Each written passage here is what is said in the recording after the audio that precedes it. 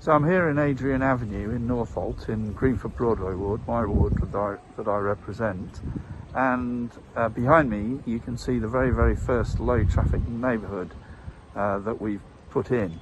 And I'll come back to that in a minute. But first of all, let me just give you an update on the number of new COVID-19 cases that we've had in the borough in the last 7 days.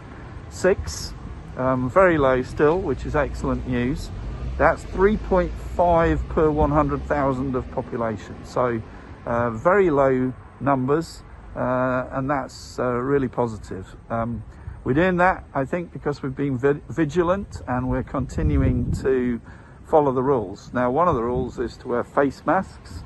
As of today, Friday the 24th of July, face coverings are now compulsory in shops, supermarkets and takeaways as well. Bit of confusion about takeaways, but definitely it is compulsory to wear a face mask in a takeaway. There are some exemptions, restaurants, gyms, pubs, you don't have to wear a face covering. Also, under 11s don't have to wear face coverings, and anybody with certain specific medical conditions. But the message is, if we want to stop the spread of the virus, we need to make sure that we wear face coverings in our shops and covered spaces where it's difficult to social distance. We've already had compulsory face coverings on our public transport, so this is an extension of that in order to stop the spread of the virus. Now, one of the really positive things of this terrible, awful crisis that we've been going through was the improved air quality and the lack of road traffic that we experienced during the height of the lockdown. Across Ealing, we had a 25% reduction in nitrogen dioxide levels, and that was really positive. People could feel that.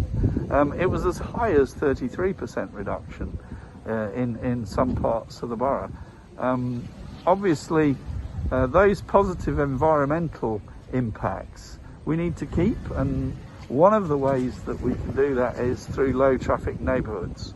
Also, we need to get more people cycling and walking.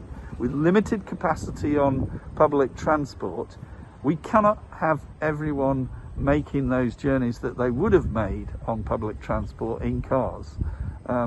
We'll get gridlock, we'll have another problem with air pollution and respiratory problems that come with that. So the idea of low traffic neighbourhoods is, clues in the name.